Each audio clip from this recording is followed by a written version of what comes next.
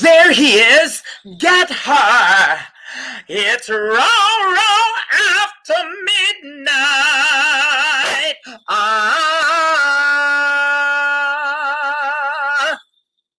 Welcome to another episode of Roro After Midnight, also known as RAM. Please follow me on Twitter and Instagram at Roro the Tenor. And you could also follow me on Facebook at Roro the Tenor and subscribe to YouTube at Filipino Tenor. As usual, I tell you that this show airs live streams at 11 p.m. Pacific, 1 a.m. Central, and 2 a.m. Eastern. So that's 11 p.m. in Los Angeles, 1 a.m. in Chicago, and 2 a.m. in New York City. New York City! Anyway, we're gonna wait. Somebody already commented. Yay! Thank you, Sarah. Whoever you are. Anyway, so we are jumping immediately to our joke of the day. The joke of the day is, what is 6.9? A good thing ruined by a period. Okay! Nasty. You're so nasty. Stop that. Anyway, moving along to our pickup line of the day. What is the pickup line of the day? Our pickup line of the day is, why pay $5 when you can get this footlong for free? Okay! Thank you very much. As usual, as you can see down there, if you like my jokes or not like my jokes, please send me 50 cents through Venmo at Roro the Tenor. And I'd like to acknowledge joke and pickup line of the day generously donated by my husband, Steven. And you can follow him on Instagram at Steverino Hunter. And just a reminder again, please wear a mask, social distance, and wash your hands during these tough times. Without further ado, another comment. Okay, we love Gary. Oh my God, Sarah, are you always going to beat me to it? Okay, Sarah, thank you, Sarah. Anyway, my guest is well, you know what? We're going to talk to him, okay? So he's going to explain to you who he is and what he does and how we know each other, okay? Ladies and gentlemen, please give a warm welcome to Mr. Gary Gray. Yay! Say hi, Gary. Hi, Gary. There you go. Hello, everybody. So do you want to say hi to people who are watching? I wish we could see people watching. So tell me who Sarah Sponda is. She's a theater and music student at Santa Monica College. She was in the choir we put together for Christmas Carol we did about 3 years ago. And she's very active, and she was just in the play they did.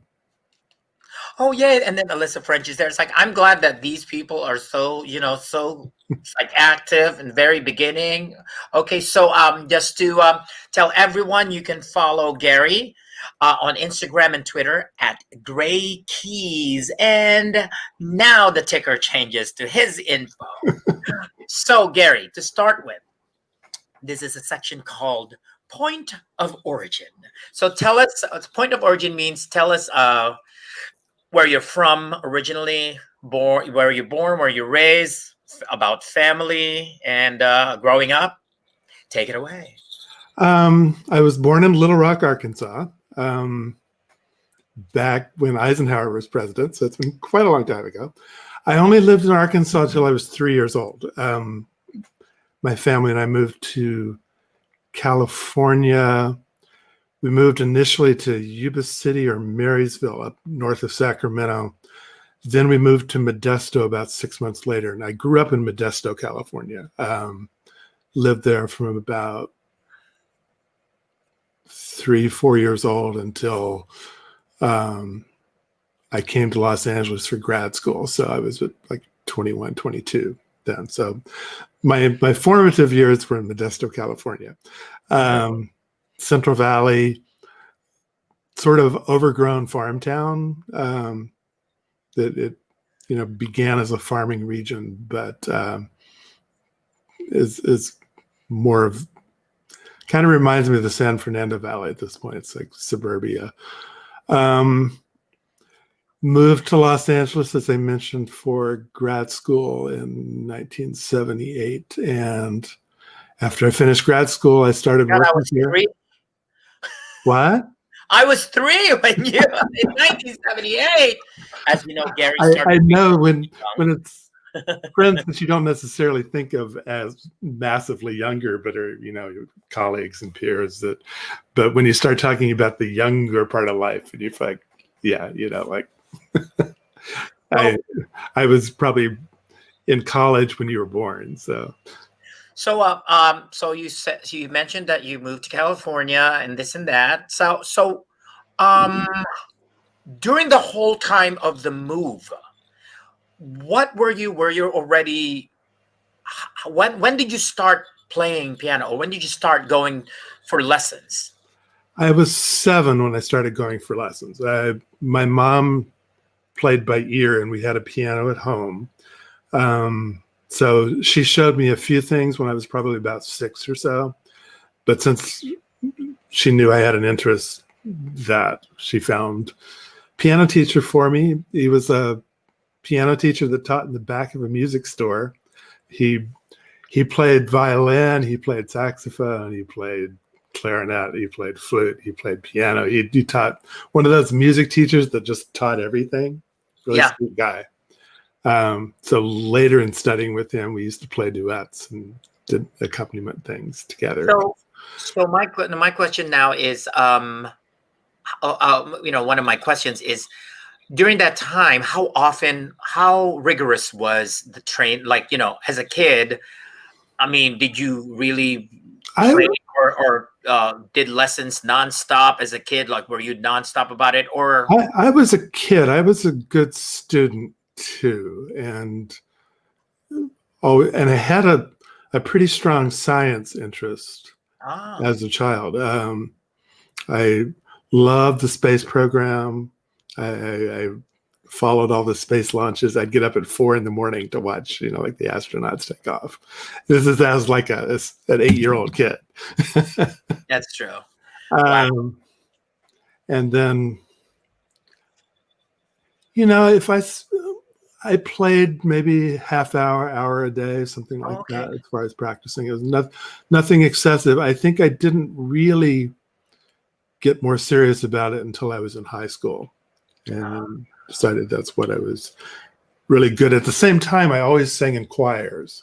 So a lot of my young school years were more as a singer than a pianist. So you said something about high school. So in high school, you were playing, but were there groups where was there theater? Was there just choir?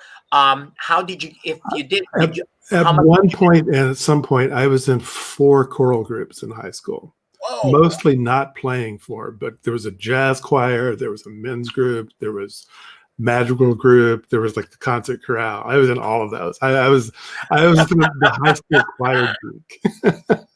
And you weren't getting paid yet. I don't know if that even had crossed my mind at that point. So basically, you were enjoying getting involved with all these groups, and it didn't occur to you that, oh my God, am I getting tired, or am I getting exhausted? Did you get exhausted doing all those, or it was just all interest? The only part I hated was that our jazz choir rehearsed before school. So our rehearsal was like 7:20 a.m. I don't think we got a lot done. Well, as one of my, my teacher, my current teacher still says about, back in in the Santa Barbara in Music Academy, they would have, when they do the summer program, they would have master classes at 9 a.m. and sometimes voice lessons at 8 a.m. And I'm like, what? So that never happens now. It never happens now. It happened when I was in university. There was certainly 9 a.m. lessons. Man, 9 a.m. lessons. But I remember having 9 a.m. auditions. So that's not even different. So wait, what did I do? Fast forward to when you were in college. Oh my God. My cursor. Save me. Cursor. There you go. So you went to University of the Pacific and University of Southern California for your bachelor's and master's. So what was your major and what was your concentration on both? And to be complete, I also went to Modesto Junior College for 2 years. So I did the community college thing first, transferred to the University of the Pacific as a piano performance major. So that was your connection to. It's like if for everyone who knows Gary from Santa Monica College, then that's the connection to the junior college. You know what I mean? The junior college, right? All of us, kind of like that's why Gary really. I think that's why Gary. I value the community colleges and their place in the world. So tell us more about a little bit about the two universities you went to. University of the Pacific is a small liberal arts school in Stockton, California.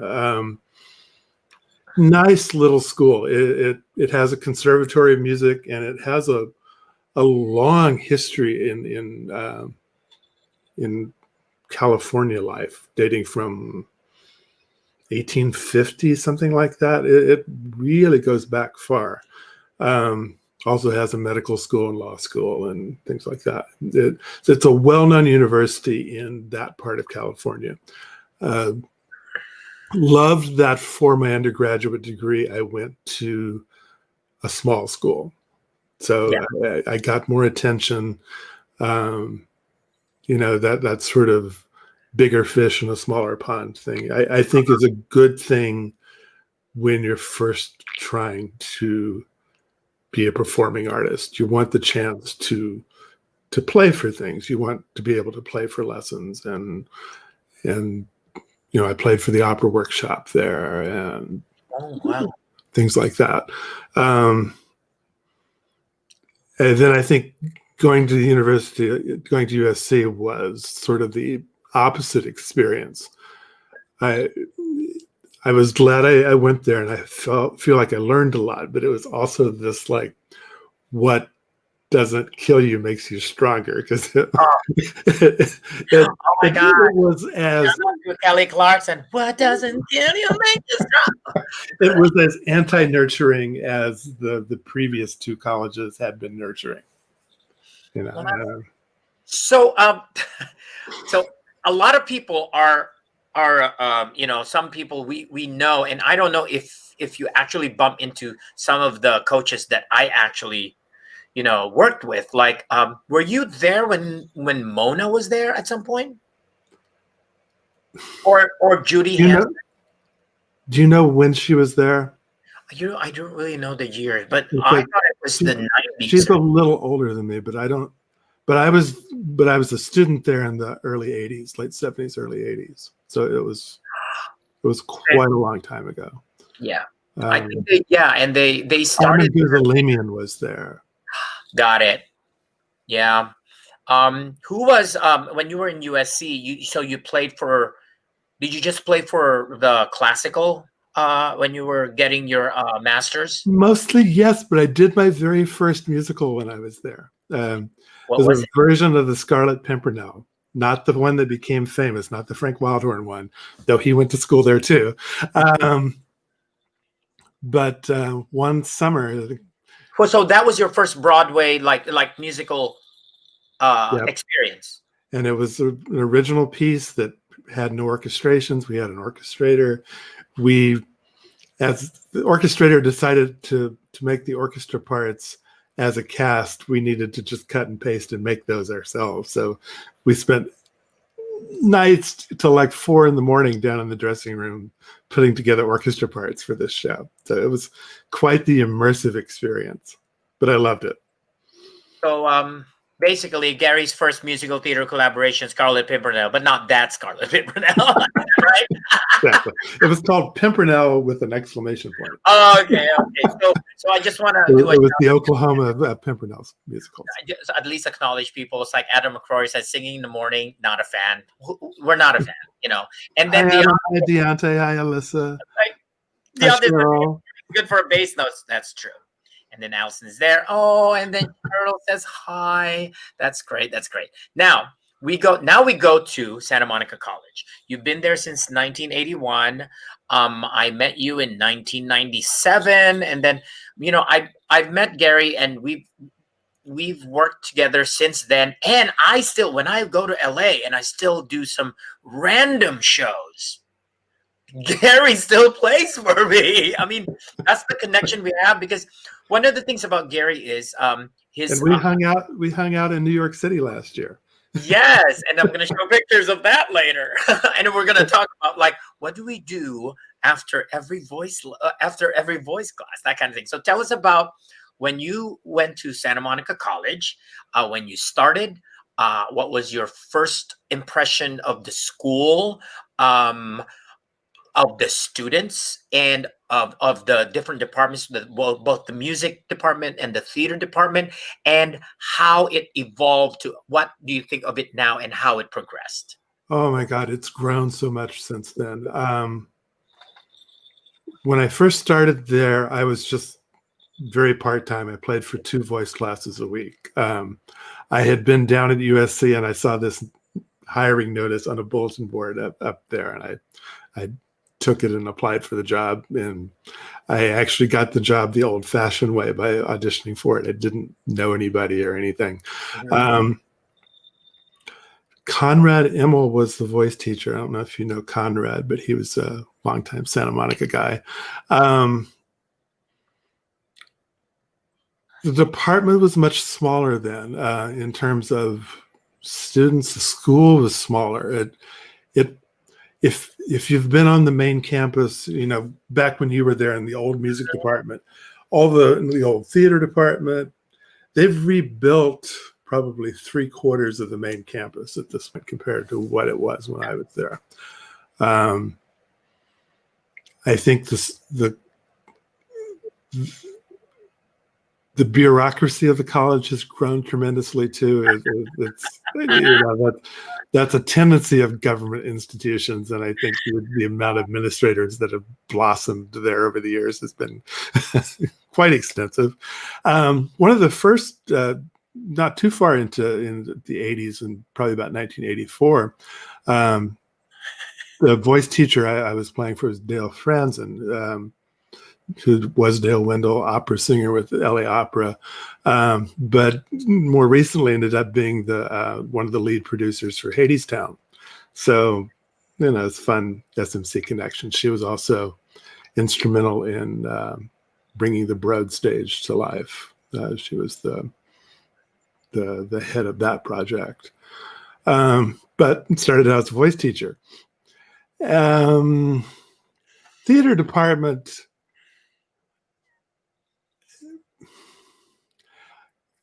Always kind of had a history of some personality issues. It's like it still has those, and I mean, it is theater. I mean, it is theater. I always make jokes, like that's why they call it the drama department. Exactly. So the very first show I did there was 1982, and it was a version of "You're a Good Man, Charlie Brown." So it started small. Started small. Yes, I do like that musical though. Yeah, it's a very cute musical. We did it where everybody was dressed as Mouseketeers. Oh, cute. Black and white with the mouse ears and the names like on their chest. It made no sense at all, but that's what we did. So, is that your eye? That was my Siri on my watch. You apparently heard something. So you've been there since 1981, and then you've So which department did you start first, and then music? music department. And I've always been a music department employee, even though I do the theater things too. That's still under the auspices of the music department, that I'm attached to the music department. So who introduced you? I mean, some people may not know this, but who introduced you, or how did you get to the theater department? Was it Frank? It was Don Richardson. I don't know. Do you remember him? Yes, of course, Don. Don was the one who discovered me in the voice class. Don Richardson or Don Fredrickson? Fredrickson. Yeah, oh, you're talking about Don Richardson. Don Richardson. I know Don Richardson as well. Older man, the taught voice. Yeah. Mm-hmm. He was the music director for Your Good Man, Charlie Brown. Was the last show he did.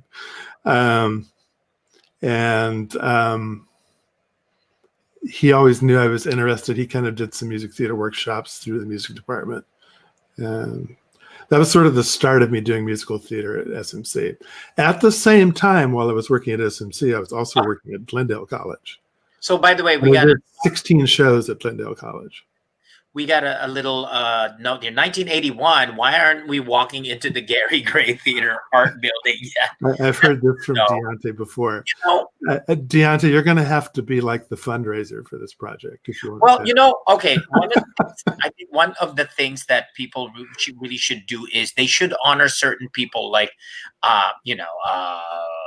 dressing rooms. I think dressing rooms should be named after accomplished musicians and teachers who have made a mark on the school. That's why the Gary Gray dressing room. That would be great. Most of the way those things work, as I know them at SMC and other schools, is you give a certain amount of money and you can name that room whatever you want to name it.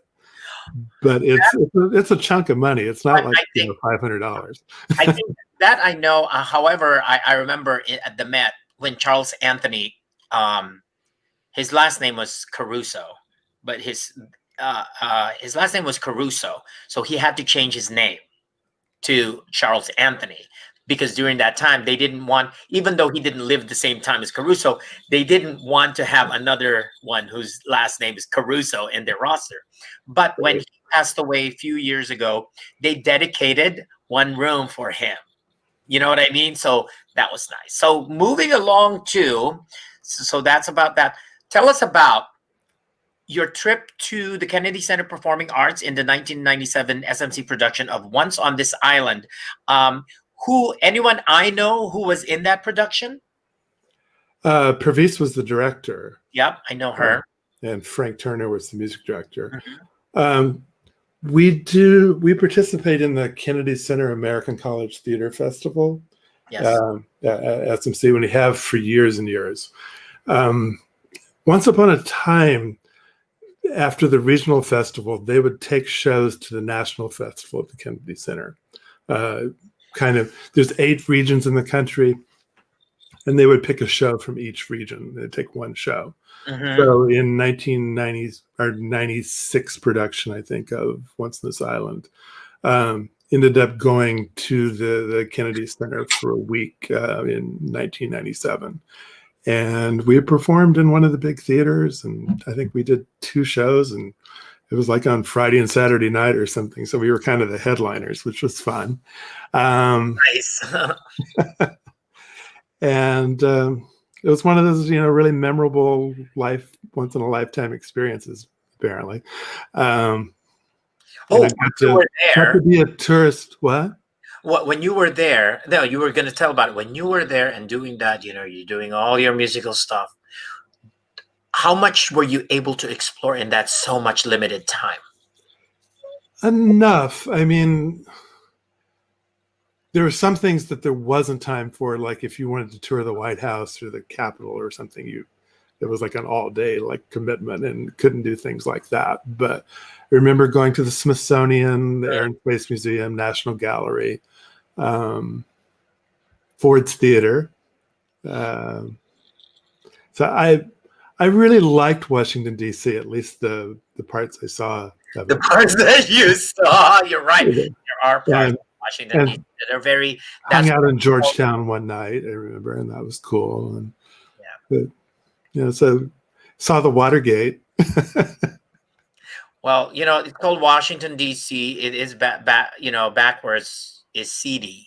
So it is a bit. At certain parts are very seedy. So just so you know, that's Right, and I very much had the tourist experience. Where you saw the nice parts. Yes, yes. So now going back to SMC. You started out mostly as the pianist and the rehearsal pianist, and in the shows, and you also is the official keyboardist for all of the shows. When did you start directing shows? And when you started it, how many shows have you directed so far? And we really want to know what they are. So there's an awful lot of them. Come on. Let's see if I remember them. The very first show I music directed SMC was 110 in the Shade. We did it as a summer production. Janie Jones was the director. What year was that? I think 1989. Oh, okay. And then the next thing after that I did was Bye Bye Birdie. Do you want me to start listing these off? There's about 65 or 70 of them. No, I mean the ones that we know. What I want to know is the what is that? Not the variety, but the difference in genre of these things. Like it's not all classic musical theater. Some of them are on the contemporary side. So I want to know the shows that a variety of them. That's really a challenge of being a music theater performer too, is being reasonably proficient in a lot of different styles. 110 in the Shade is old school, legit. It could be Rodgers and Hammerstein, except it was after they quit writing. Bye Bye Birdie's what would have been considered a pop rock musical for 1960. Yeah. Next thing I did after that was Pacific Overture. So that's 180-degree turn into really eclectic Sondheim, not even the more mainstream Sondheim, but I like eclectic Sondheim. I like the flow. The nice. And shortly after that, we did Little Night Music and another favorite Sondheim show. So would you consider yourself a huge? It's like which really huge fan of Sondheim? Is that your main kind of like if you were to pick a composer that you really love directing, would it be Sondheim? It would not be Sondheim. The thing I miss sometimes in Sondheim, I would say I grew up being a Rodgers and Hammerstein fan, from the time frame and stuff. That was, and I love the lyricism of some of their shows. What Carousel, the if I loved you, time, those kinds of. Sondheim doesn't write a lot of that stuff, and sometimes I miss bigger moments being grand and pretty. It's like opera. I like Puccini. Yes. I like things that sing. I think that's why one of my favorite Sondheim songs. Being Alive is one of my favorite Sondheim songs because it has that sustained continuity that happens in opera. It keeps going and going, and it has a climactic moment, and it stays there. It has a grand feel to it, and that's one of my favorite songs. And it's moving. For me, it's one of the most operatically moving in a way, Right, and he uses it as the big 11th hour number in that show. So it's the Nessun Dorma of right? It really is the Nessun Dorma of company. So So now that we've talked about, you know, the productions you've directed, this is I for should all. also just toss in there really quickly. I like pop and rock stuff too. So, Oh yeah. in terms of music theater, it like Talking about that. Gary, by the way, likes, before the pandemic, normally would always take a trip to New York and watch all these shows. In my opinion, Gary only loved. done that twice, but okay. Really? I always thought you've gone there a few times. Yep, twice. So, 2016 and 2019. oh, okay. Well, I always thought that you like, because you're so versed at, all these musicals. Like, oh, how Gary knows not just the classic musical theater, like Rodgers and Hammerstein, Lerner and Lowe, and Bernstein, but also the later. It's funny. It's like I feel bad because I only know the music. That's the problem. I know the musicals, but I have no idea who wrote them. Right. It's really bad. But the cool thing about you is I feel like you. I love Bernstein, by the way. Which one? I love Bernstein, by the way. Yes. Well, you like learning, you like researching, but I always feel like because you love musical theater so much, that even though it's like a subconscious research for you, kind of like, oh, that's how it goes. Oh, that's how they sing that stuff. Oh, because you're able to coach those singers who sing this in that style. So Yeah, that's I mean, I think your point that I enjoy my research when I go to shows is a good point. I mean, yeah.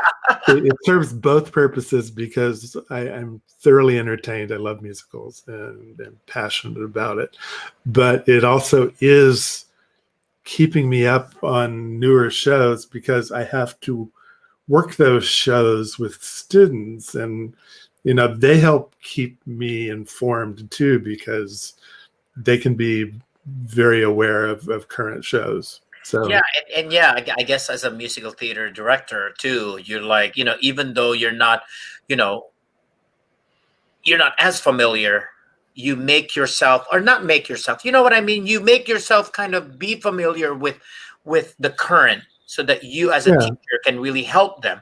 Now, talk about helping them. Let me see who made a. See, exactly. Funny. I always think Gary travels everywhere. Me too. I'm the telling you. I think the because travels I do though are I go to like national parks and stuff. That's where I'm always like. oh, and Lauren says hi. Love you guys from Lauren. Oh, Oh, hi, Lauren. She's in California right now, and she's gonna be my guest next week. cool. I have to tune in. So this is for all the singers right now who are still like up and coming. I'm gonna ask Gary what he thinks a singer performer should have, and as a coach, as a director, I want to ask him what he wants singers to be able to achieve, to be able to learn, and to be able to get out of, not just from coachings, but from being in productions and working with other singers. That's a lot, Gary. Okay, go take it away. Which soapbox do I want to stand on? Being a good storyteller. I think first above everything else, I love singers with beautiful voices, but I want you to tell the story, and I want to be moved or entertained or amused or something and engaged by your storytelling. Not that you just have like this great technically refined voice. That's great if you've got that, but I want the story. Otherwise, music theater demands a lot of people.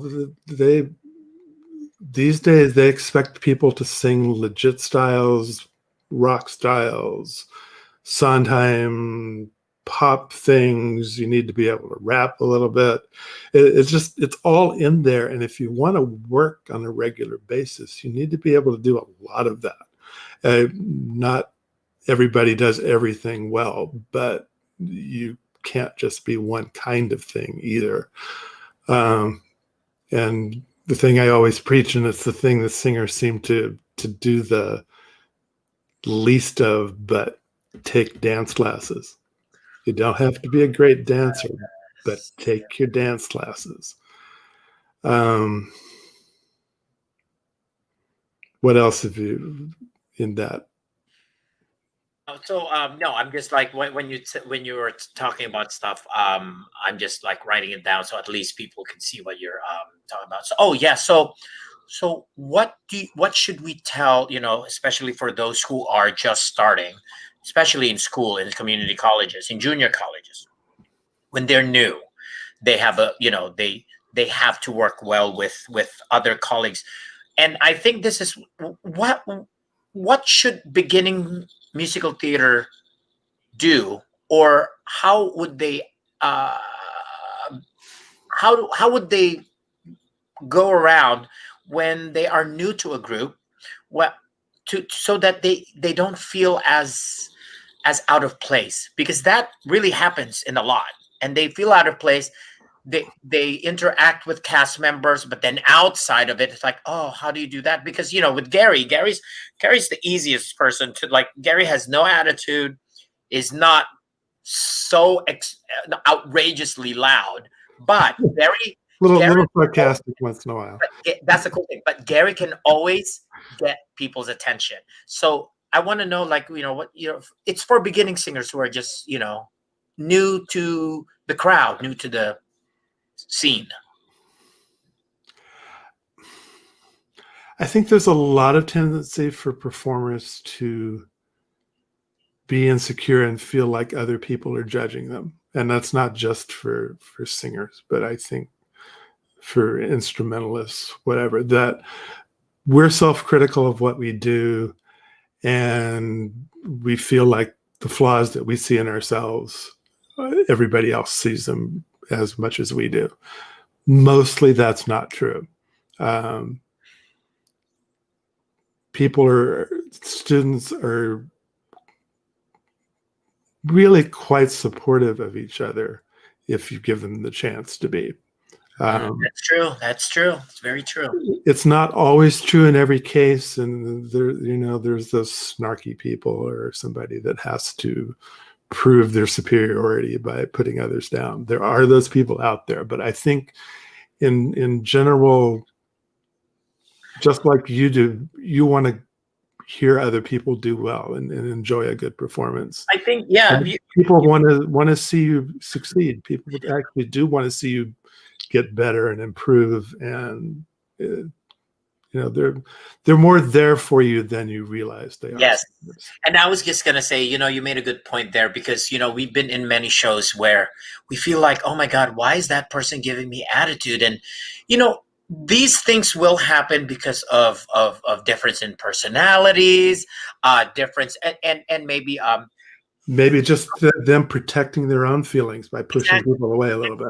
And sometimes comparing each other's talent with the other. But however, I think you made a point of like, don't feel like you're being judged. It's just how personalities are. Because at the very end of the day, when these shows go up, no one is there to destroy each other. Everyone will come together to make sure that the show goes well, whether certain people are in a tiff or a fight or whatever. When it comes to the show itself, they will all band together. And that's true. Like what you said, it's like, you may feel like that, but everyone has each other's back when the something gets something. I don't know. I'm not good with idioms. But I think in a lot of cases, it's certainly been true at SMC, but I see it in the professional world too, that theater is a community, and shows become your families for the time you're performing together, and an extended family that you keep years after. A lot of times I've seen lifelong friendships come out of SMC and their music and theater programs. So now this part I always show some pictures here. So first of all, we're going to show pictures of me and Gary. I love this picture. I mean, it's Was this at the the Met. It's like your hair is actually upstaging the inside of the Met. So this is the. I always try to take a picture. It's like, don't take a picture of the Met stage. Take a picture of the. I always tell my friends we should take a selfie of the It's picture. such an amazing view from the front of the house. That theater is stunning. That's the Met, and then here it's a different. By the way, and I'm gonna show you another kind of theater that Gary and I were in. I have no idea what we were watching. What were we? Do you remember? No. I don't. I remember doing it, and then we'd gone to dinner at like P.F. Chang's or something before. Wait, is this a movie? This is not a movie theater. It is a movie theater, I'm sure, because we're wearing 3D glasses. That's what those glasses are. Oh, you're right. We watched them in 3D. We're not just looking cool. It's 3D then, glasses. So for we'll jump a little bit. Oh, let's see the comments are. Oh, that hair is iconic. Yes. I mean, I wish I had that hair like when I was like in college, but no, hairspray. I couldn't afford that much hairspray. Tell us about this, Gary. What is this? Was this a show that you attended? No, this is one of those summer children's theater, music theater shows. What? Deontay, help me out. What is this? Oh, okay. We'll see what Deontay says. Those are Deontay. You're being called. So, oh yeah, we got. By the way, Gary, there's like a 10-second delay. These. There you go. That's Madagascar. Ah, okay. Yeah, that makes there's sense. a 10-second delay for people to hear us. Now, the next picture is. That in case you talk dirty. These are flashbacks. What is this? This I think this is Smokey Joe's Cafe the first time we did it. Because it's a bass, guitar, drums, and a reed player and a piano, and I'm very sure that's what that is. Wait, Smokey Joe's, is that where Lindsay was in? Lindsay, no, that was World there was- Goes Round. If we're thinking of the same Lindsay, World Goes Round. Oh, that's World Goes Round, yeah. And by the way, the guy above Gary, that's Mr. Frank Turner, Music director and band director before that, who was the marching band director at SMC in the 60s. Oh, it says, Did the Macy's parades and stuff like that. oh my God. So Lauren said it's Little Shop. You think this is Little Shop? And then I'm no, because Little Shop. this is it's at the airport campus. We did Little Shop at the main, and it's the wrong people. That's the wrong people. Wait, and then Adam says the rarely glimpsed ponytail. Oh yeah, I remember. Oh my God, I had a ponytail for like 10 years. Oh my God, yes, I was there. I was a witness to that. Now, Gary, what is this? That's Big Bird. So, tell us about what's where is this? And why is there a cool story? Actually, my friend Greg, standing behind me, a friend of his does things for Make-A-Wish Foundation, and he got asked to sing just some children's songs to this little girl who is severely ill, and her wish was to meet Big Bird. So this is the actual real Big Bird, and we played songs, we sang, and Big Bird entertained, and we learned that Big Bird can only be in his costume for 10 minutes at a time because the way his head works, he's holding his hand straight up in the air and working the mouth with his hand straight over his head.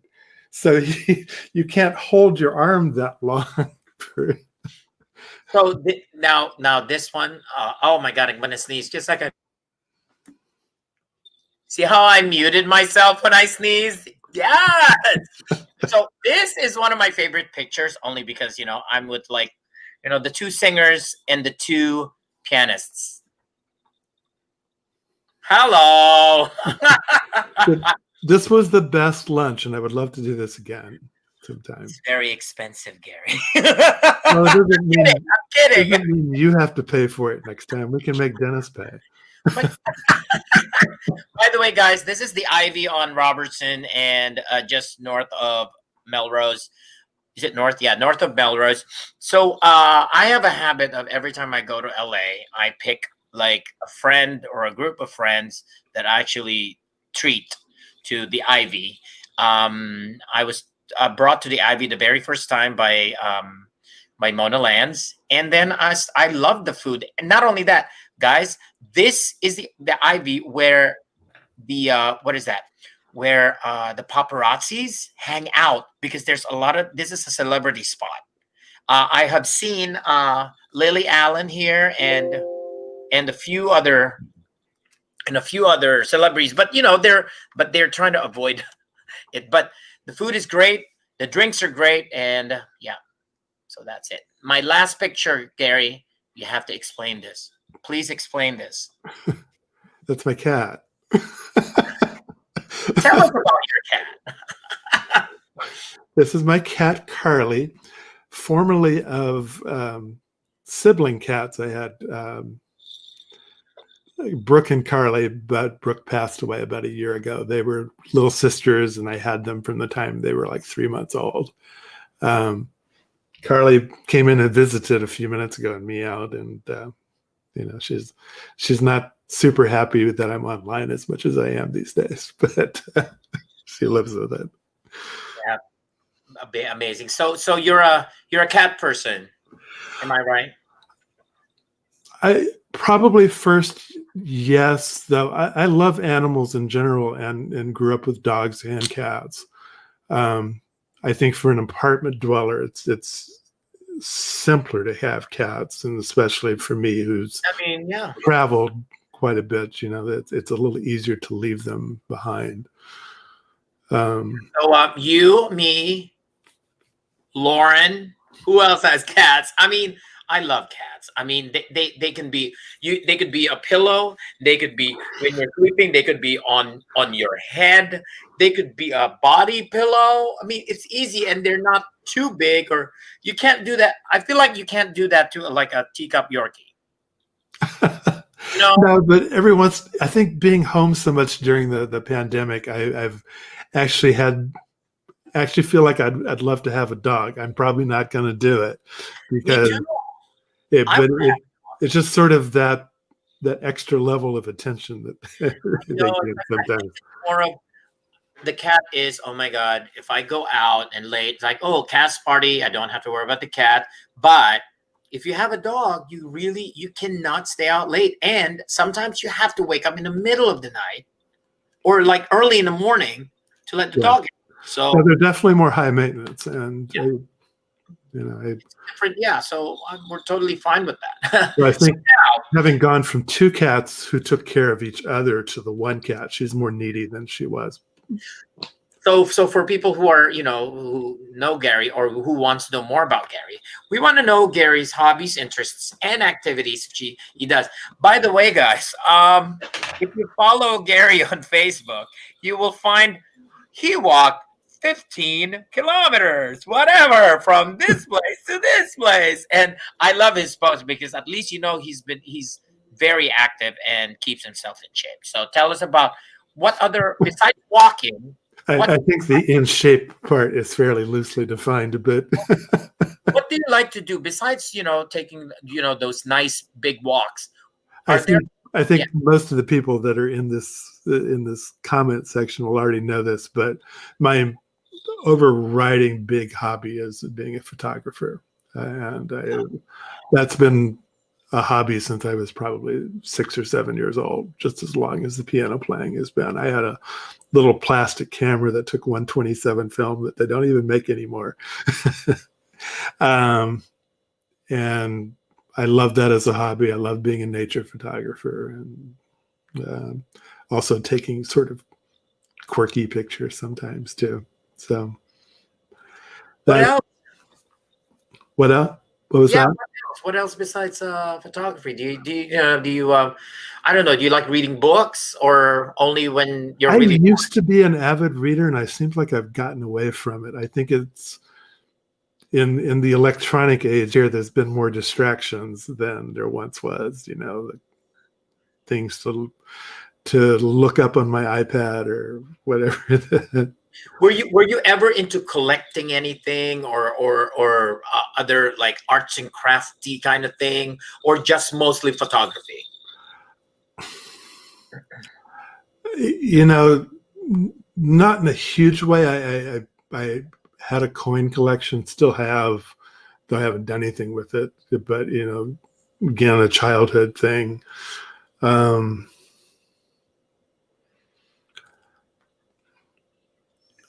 I've got various ephemera from like music theater, from playbills, probably in performing arts magazines and all those things from so many shows. Um, Always kind of have collected books and have a decent library of reference volumes and opera scores that I rarely use these days. There you go. I mean, that's collecting. By the way, Lauren wants to say he also posts beautiful sunset photos. Yes, You follow me on Instagram. There's a lot of photos there. yes. Follow. See, Gray Keys at Gray Keys on Instagram and Twitter. Follow. Mostly Instagram. Yeah, I mean, Twitter's kind of a trash fire as far as I'm concerned. So. I know. It's like, that's why Trump doesn't do Instagram. It's like, oh yes, just go to Instagram. It's like, skip Twitter. Now, I can only imagine what the photos would be. that's true. And now this is like before we go to your message to students pursuing theater. We want to know what your binge-worthy show or shows are, and we talked about this earlier before the broadcast. Like, if they count anything you watch for any show or shows that you watch 3 to 4 episodes in a row is binge watching. the I feel like I'm so dull in this respect that there's so many great things out there to watch, like on Netflix and all the things that everybody's binging, and I don't do any of that. I'll watch like Friends. I'll watch like I've watched a pile of Big Bang Theories in the past couple of months. I think it's just sort of escapism for me that the news is so I know. I never watch the news. I really don't. Unless I really have to. I really don't. I like to watch some because I like to know what's going on in the world. Even if I don't like it, I still want to know. Well, I rely on. I have friends who only post political stuff, but in the same camp, and I just go to their feed. And okay, that's what's happening in the country right now. Really, It's a lot easier because then it's a lot more like properly. Properly written. I don't have to read it like it's news. I have to read it like, oh look, my friend's opinion of this, and I love it. And my preference actually would be L.A. Times, New York Times, as far as news sources. I was, again, most people probably know this, but I was a huge Crazy Ex-Girlfriend fan. Yes. Just, an original, unique show that dealt with a lot of deep issues at the same time. And I thought they came up with another show that's kind of similar to that, where she hears. Yeah, I watched that too. Yeah. What is it? She hears everyone's like thoughts. Nora's Infinite Playlist, something exactly like that one. What's the something infinite playlist? Yeah. By the way, guys, Google it. It's the one where she actually hears people's thoughts through songs. She like hears their subtext. There's subtext, but they're singing right. to her. So yeah, it's a cute show, and it's coming back, I think, in January for another season. So, and music theater shows again. I love Smash. Didn't last long enough. I still go see Megan Hilty perform every once in a while. So, Gary, we have come to that moment where, at the end of our show, first of all, I'd like to thank you for taking the time to appear on my amazing, amazing show. See, John got it, by the way. Zoe's Intimate playlist. Zoe's, okay, fine. Fine. Thank you, Thank you, Jan A. Graves, also known as Jag. Thank He's you, the Jag. bass player for our shows for probably the last 10 or 15 years. Long time. Wow, wow. By the way, who is Robert Kinsman? Oh, SMC acting student. I know him from, we did Guys and Dolls, and he was I saw that. nicely. Do you see Yeah. Guys and Dolls that we did? Nicely. Oh, I wish I Put remember. Down You're Rocking the Boat. He's that guy. Oh, good job, Rob. Does he go by Robert or Bob or Robbie? Robbie? Robbie. So he goes by Robbie. Oh yeah. So good job, by the way, because I love that. I love that song. And you know that Cheryl is watching as well. Was watching. Okay. Is watching. Look at that, Gary. You're like breaking the viewers here. You got 13. It's like I think you got the record for the most viewers at the moment. Usually I get up to like 10 or 11. I think the most viewers, the other two who's the most viewers, I couldn't remember the other one, but Cheryl did have my first show. We had like 12 or something. I love it because it's so late. But before we it's easy for all these West Coast folk to join in. It's now midnight. Exactly. Well, just to let you know, and if you want to follow it, like until this show is still going on, of course, going to go on for a while, but it's currently at 11 p.m. in Pacific time. However, starting next week on Monday, because there's no show on Sunday night. Starting next week, Monday, it will be at 10:01 p.m. Not 11 anymore, 10:01 p.m. West Coast time. Because I realized that the East Coast people can't really stay up until 3 a.m. because by the time the show ends, it's 3 a.m. there. So Gary, before I let you go, again, thank you. And I know we're gonna be working again together. We always do. We always collaborate together.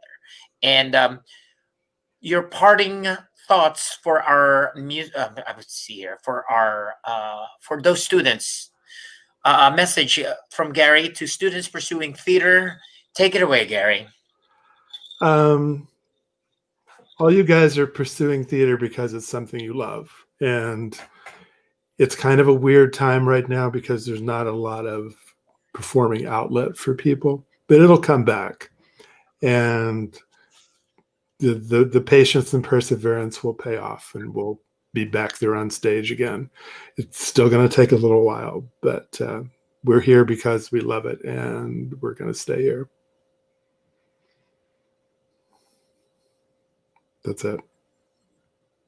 Thank you, Gary. Thank you. Say goodbye, Gary. Goodbye. Good night, Gary. Thank you, everybody, for coming. Oh, thanks, Fidel, for having me. This was fun. Yeah, don't go yet. I'm going to put you on the backstage now. I'm back. It's almost Christmas. As always, I end this with a little ditty. Earlier I did that little snippet from Wicked.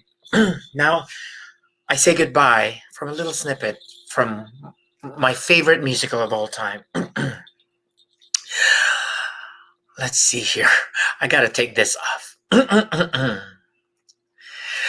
Think of me, think and then fondle me, 'cause I'm saying goodbye.